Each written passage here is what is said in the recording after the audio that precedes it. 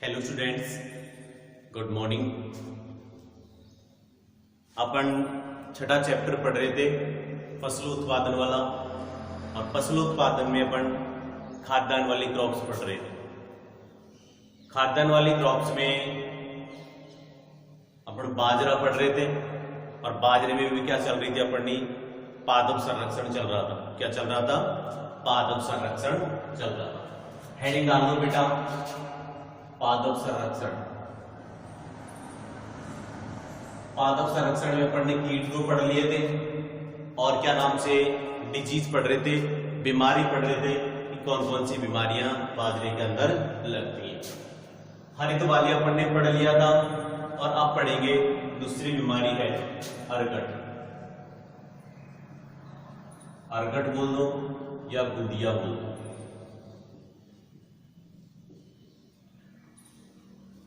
इस बीमारी में होता क्या है कि क्या नाम से जो बाली होती है या सिट्टा होता है, उसमें क्या हो जाता है कि गोंद जैसा चिपचिपा पदार्थ निकलने लग जाता है। क्या निकलने लग जाता है? गोंद जैसा चिपचिपा पदार्थ निकलने लग जाता है, और जो दाने बनते हैं वो क्या हो जाते हैं? खराब हो जाते हैं। क्या हो जाते हैं बेटा? खराब हो जाते हैं, और क्या नाम से हमें उनसे उपज प्राप्त नहीं हो पाती है। तो इसकी अपन रोकथाम के लिए क्या करेंगे कि मैंगोजेब 2 ग्राम या एक जाइनेब नाम की दवा आती है, 2 ग्राम प्रति लीटर की दर से घोल बना के क्या कर देना है, हमें स्प्रे कर देना है। लिखो, इस रोग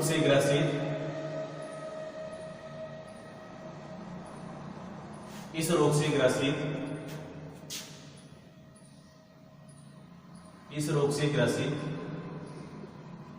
बालियों या सिट्टों में, इस रोग से ग्रसित बालियों या सिट्टों में गोंद जैसा चिपचिपा पदार्थ निकलता है। गोंद जैसा चिपचिपा पदार्थ निकलता है। इस रोग की रोकथाम के लिए इस रोग की रोकथाम के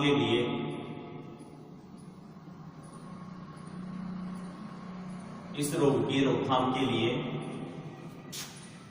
मैंगोजेब या जाइनेब 2 ग्राम प्रति लीटर की दर से 2 ग्राम प्रति लीटर की दर से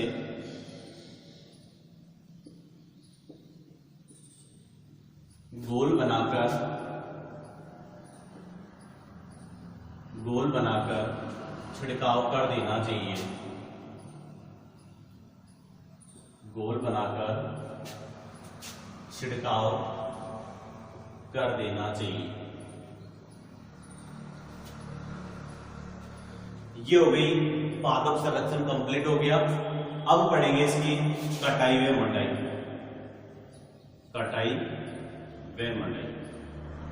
बाजरे की फसल अक्टूबर के प्रथम सप्ताह तक पककर क्या हो जाती है, या अक्टूबर माह में पककर तैयार हो जाती है।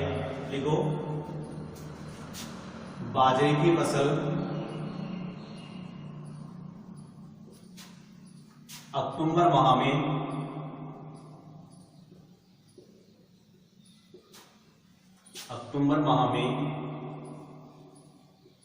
पककर तैयार हो जाती है।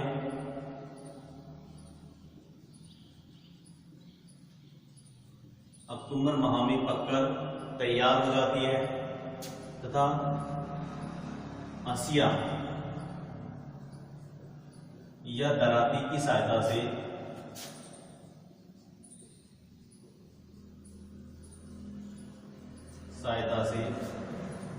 फसल को काट लेना चाहिए।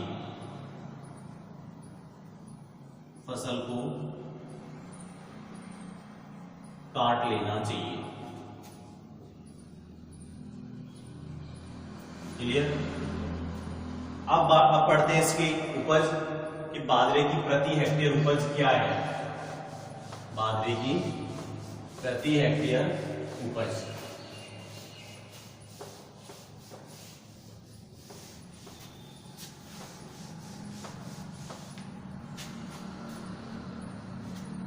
उपज लिखो, बाजरे की उपज लिखो, इसमें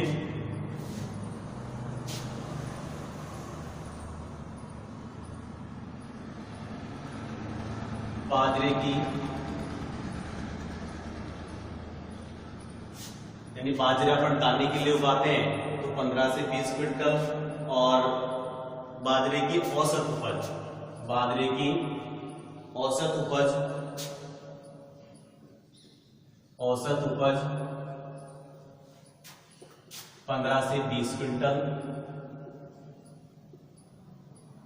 20 क्विंटल दाना तथा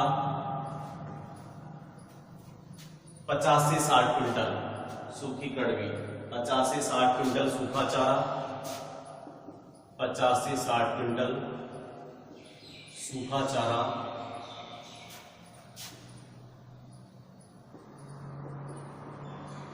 प्रति हेक्टेयर प्राप्त होता है।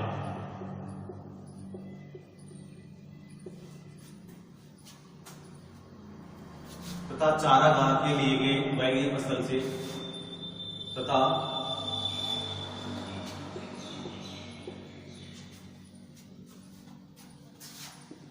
हरा चारा 200 से 300 क्विंटल प्रति हेक्टेयर उपज प्राप्त होती है। हो गया क्लियर? ये हो गया बाजरे की औसत उपज 15 से 20 क्विंटल तो दाना और 50 से 60 क्विंटल सूखा चारा प्रति हेक्टेयर तथा हरा चारा 200 से 300 क्विंटल प्रति हेक्टेयर उपज हमें प्राप्त होती है। ये हमारे बाजरे की क्रॉप कंप्लीट हो गई। इसकी क्रॉप, बाजरे की क्रॉप। अब पढ़ेंगे क्या नाम से अपन? गेहूं की क्रॉप। किसकी क्रॉप पढ़ेंगे बेटा? गेहूं की क्रॉप। गेहूं का वैज्ञानिक नाम क्या है? Triticum aestivum. दो नाम है इसके, ट्रिटिकम एस्टिवम और ट्रिटिकम वल्गेयर। क्या है बेटा? ट्रिटिकम एस्टिवम और ट्रिटिकम वल्गेयर। ट्रिटिकम एस्टिवम या ट्रिटिकम वल्गेयर। अब इसकी फैमिली यानी कौन सी फैमिली से है? इसका फैमिली है ग्रेमनी या पोएसी। पहले की किताबों में बेटा ग्रेमनी हुआ करता था, लेकिन अब की जो किताबें हैं इनमें क्या है? पोएसी है। क्या है? पोएसी है। और इसकी उत्पत्ति स्थान की बात की जाए, यानी इनकी उत्पत्ति स्थान की बात की जाए तो वो क्या नाम से है? दक्षिणी मध्य एशिया। क्या है? दक्षिणी मध्य एशिया। और इसके महत्व की बात की जाए, किसकी? इसके महत्व की।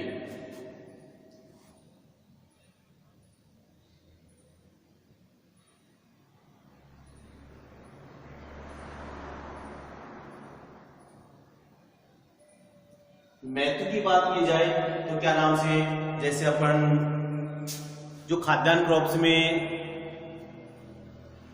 धान के बाद इसका दूसरा स्थान आता है गेहूं का, यानी दूसरे नंबर पे इसे उगाया जाता है और खाया भी जाता है। गेहूं की चपाती बनाने में और सूजी बनाने में, दलिया बनाने में, इनमें इसका उपयोग किया जाता है। पहले डालो बेटा, हेडिंग डाल दो गेहूं। गेहूं अंग्रेजी बोलते हैं इसे वीट।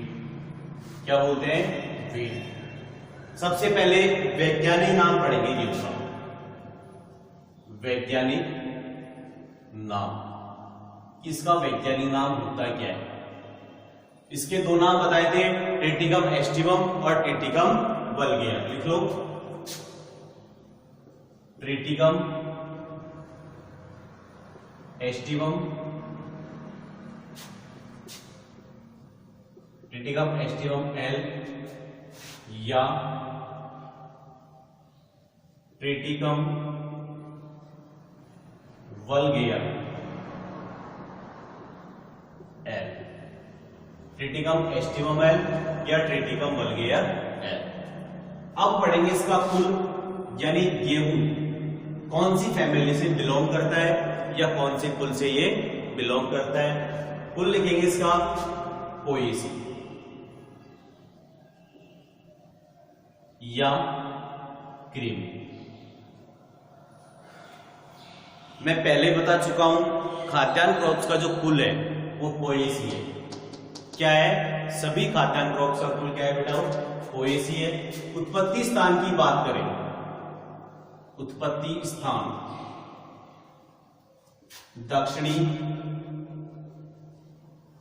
मध्य एशिया। अब पढ़ेंगे इसका महत्व। क्या पढ़ेंगे? महत्व पढ़ेंगे।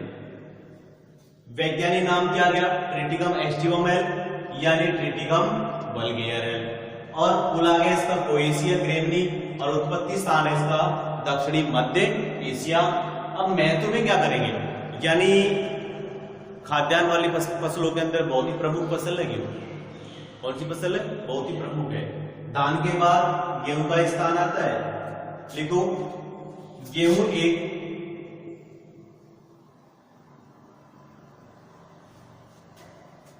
मुख्य खाद्यान्न फसल है।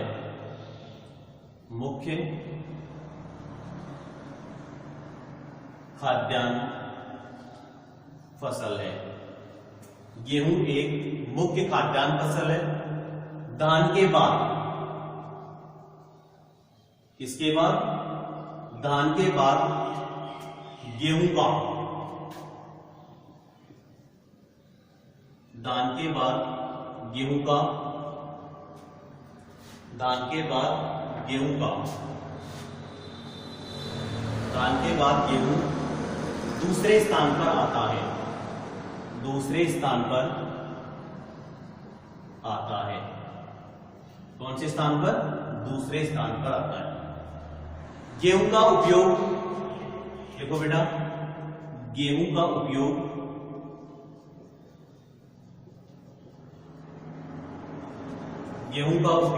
ऊपर लिख देता हूं। गेहूं का उपयोग चपाती बनाने में, चपाती बनाने में, दलिया बनाने में,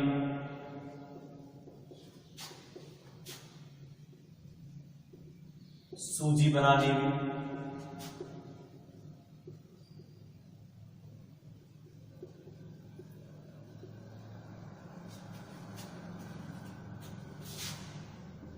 किया जाता है। गेहूं के अंदर जो कार्बोहाइड्रेट्स है ये भी प्रचुर मात्रा में पाया जाता है, और गेहूं के अंदर 6 से 7% प्रोटीन पाई जाती है। नहीं सॉरी, 10 से 11% लिख लो। गेहूं में 10 से 11% प्रोटीन पाई जाती है। प्रोटीन पाई जाती है। राजस्थान में गेहूं को कहां उगाया जाता है? राजस्थान में दलिया बनाने में, और गेहूं के दाने की चोकर भी बनाई जाती है, और पशुओं के चारे के रूप में भी गेहूं के भूसे हो, ये भी लिख लो। गेहूं के भूसे को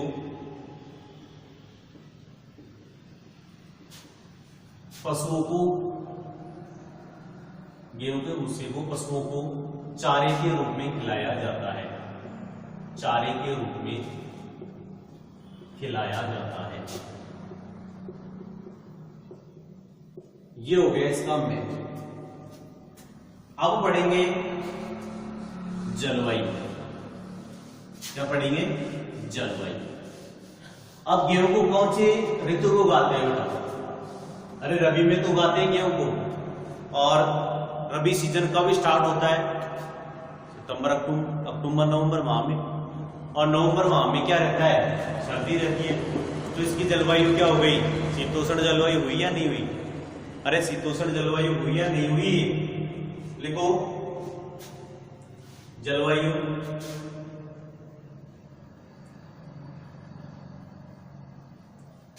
गेहूं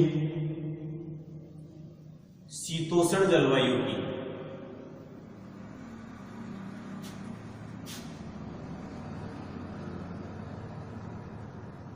फसल है।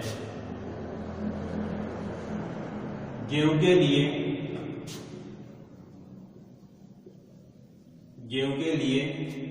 इष्टतम तापमान,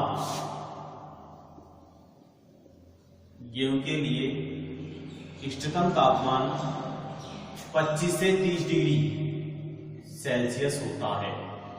यानी कहने का मतलब अच्छी वृद्धि कितने डिग्री सेल्सियस तापमान पे करेगा बेटा? वो 25 से 30 डिग्री सेल्सियस तापमान पे गेहूं क्या करेगा? वृद्धि करेगा। कितने डिग्री सेल्सियस पर? 25 से 30 डिग्री सेल्सियस तापमान पर।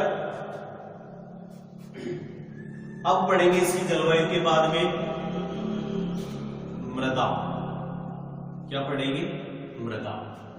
मृदा एवं खेत की तैयारी, मृदा एवं खेत की तैयारी, यही पढ़ेंगे ना।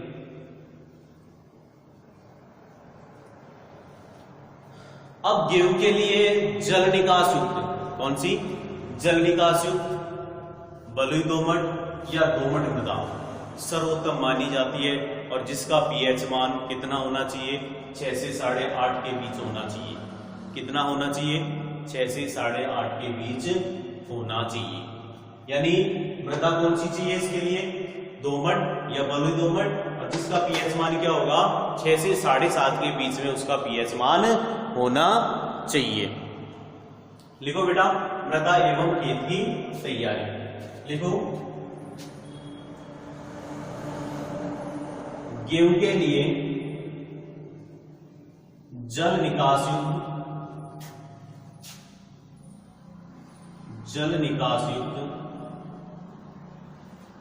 गेहूं के लिए जल निकास युक्त बलुई दोमट या दोमट मृदा, बलुई दोमट या दोमट मृदा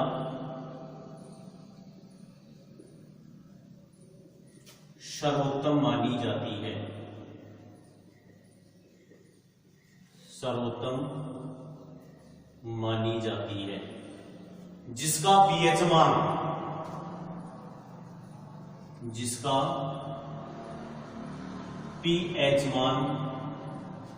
6 से 8.5 के बीच में होना चाहिए। 6 से 8.5 के बीच होना चाहिए।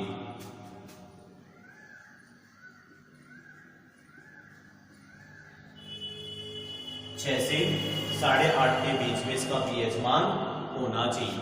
अब खेत की तैयारी ऊपर लिख देता हूं।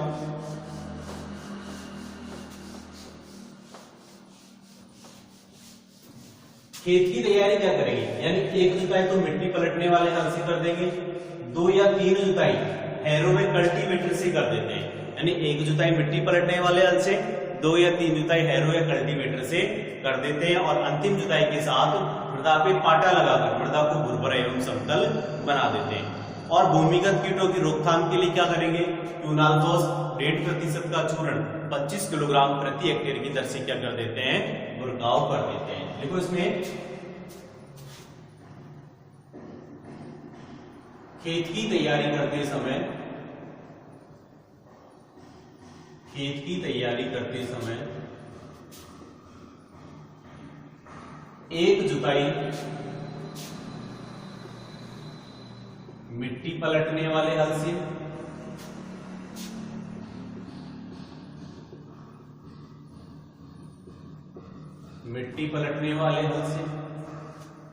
2 या 3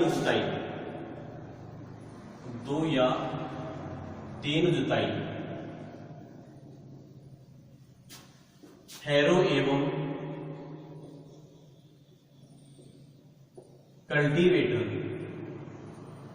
एवं कल्टीवेटर से कर देनी चाहिए।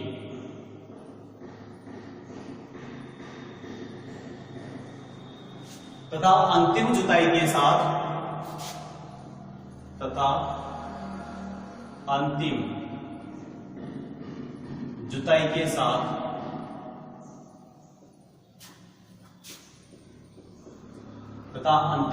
के साथ पाटा लगाकर मृदा को भुरभरा एवं समतल बना देना चाहिए। मृदा को भुरभरा एवं समतल बना देना चाहिए। मृदा को भुरभरा एवं समतल बना देना चाहिए।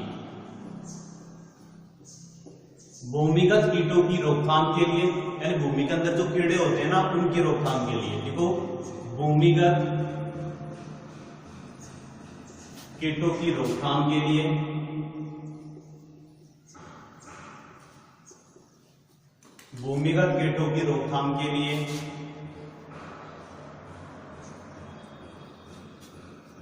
क्यूरालफॉस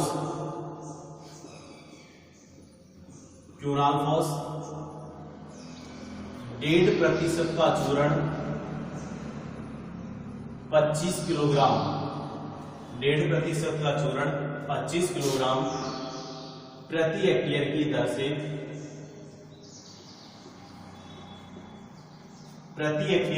से बुरकाव कर देना चाहिए। प्रति हेक्टेयर की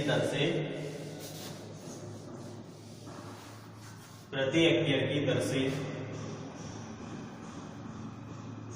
बुरकाव कर देना चाहिए। ये हो गया मृदा एवं खेत की तैयारी कंप्लीट। अब पढ़ेंगे बेटा बीज दर, उन्नत किस्में। क्या पढ़ेंगे? उन्नत किस्में। क्या पढ़ेंगे? उन्नत किस्में।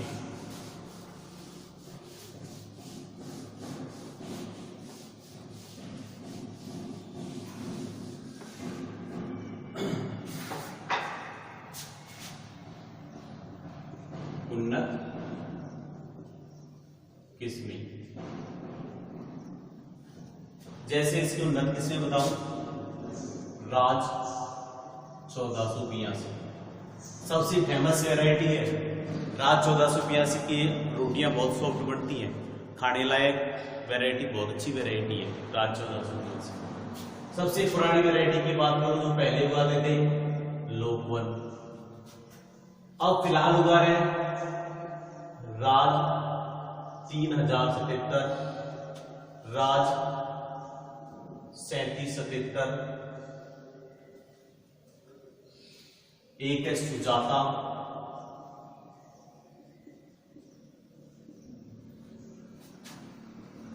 कल्याण सोना,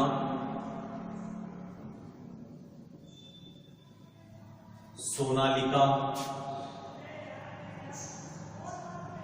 राज 1482, लोकवन, राज 3077, सुजाता, कल्याण सोना, और क्या नाम से अर्जुन खाचरिया, अर्जुन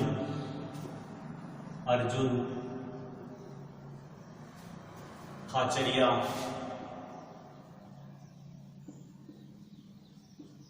और एक है HD 200, क्या नाम से HD 2329,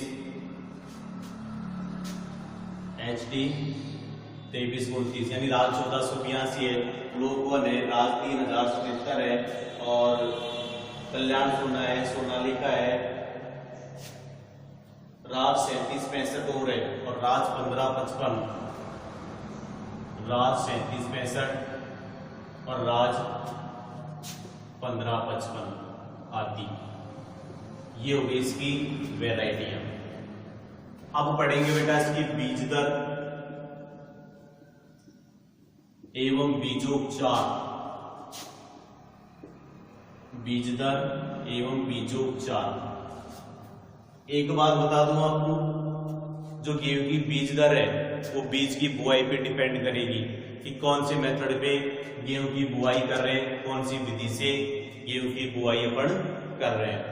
जैसे देखा जाए जैसे गेहूं की अपन सामान्य बुआई करेंगे तो 100 किलोग्राम बीज प्रति हेक्टेयर पर्याप्त होता है। जैसे क्या नाम से अपन लवणीय क्षेत्रीय और लवणीय क्षारीय और एसिड क्षेत्र में बुआई करेंगे तो कैल्शियम कितनी चाहिए, 125 से 150 केजी चाहिए। और क्या नाम से यदि अपन छिटवा विधि से बुआई कर रहे हैं तो 125 केजी चाहिए।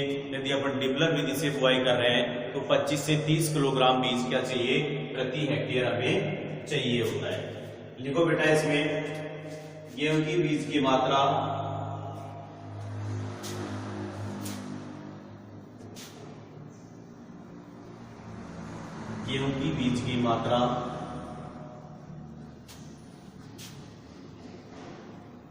सामान्य बुआई के लिए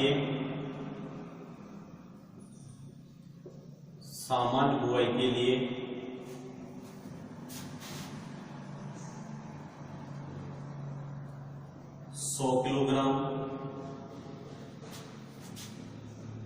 लवणीय व क्षारीय तथा असिंचित क्षेत्रों के लिए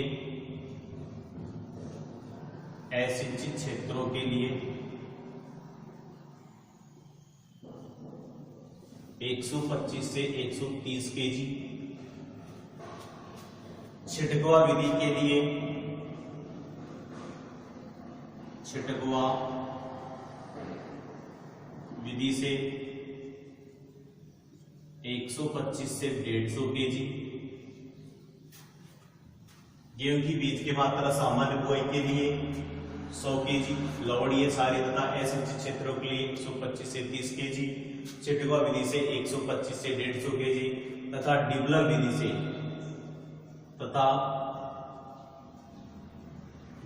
विधि में 25 से 30 केजी प्रति हेक्टेयर बीज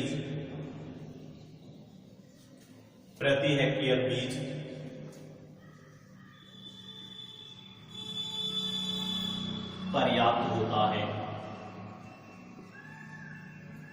यानी गेहूं की बीज की मात्रा सामान्य बुआई के लिए 100 केजी, लवणीय क्षारीय असिंचित क्षेत्रों के लिए 125 से 30 केजी और छिटकवा विधि की बात की जाए 125 से 150 केजी और डिबलर विधि से 25 से 30 केजी। ये तो पढ़ लिया बीज दर। अब पढ़ेंगे बीजोपचार, यानी बीजों की बुआई करने से पूर्व क्या करेंगे, 20% नमक के घोल से धोएंगे। कितने प्रतिशत, 20%।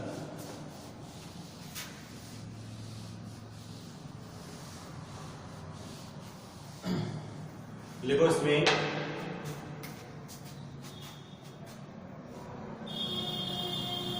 बीजों की बुआई से पूर्व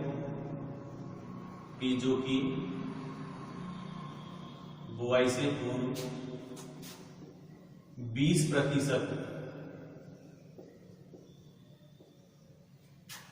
नमक के घोल से उपचारित करना चाहिए।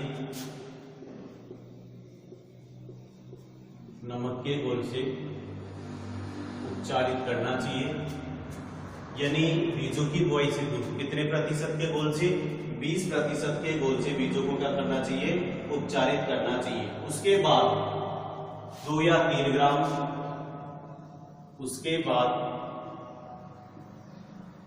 2 या 3 ग्राम किससे, मैनकोजेब से, 2 या 3 ग्राम थायरम या कैप्टान से, 2 या 3 ग्राम थायरम या कैप्टान से बीजों को उपचारित करना चाहिए। बीजों को उपचारित करना चाहिए।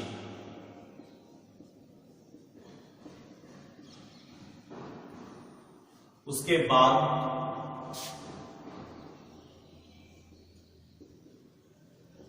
पीएसवी कल्चर से उपचारित कर देना चाहिए।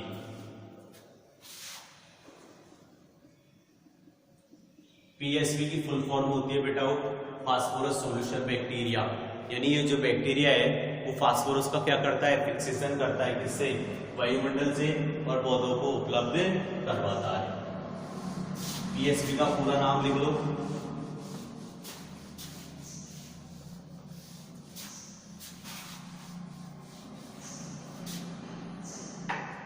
पीएसबी का फास्फोरस गोलक बैक्टीरिया, यानी ये वायुमंडल से फास्फोरस का फिक्सेशन करता है और किसको उपलब्ध कराता है, फसल को उपलब्ध ये कराता है। ये पढ़ लिया अपन ने बीज दर एवं बीजो उपचार। कल अपन बुआई का समय एवं विधि के बारे में चर्चा करेंगे। आज की वीडियो में अपन इतनी चर्चा करेंगे। धन्यवाद।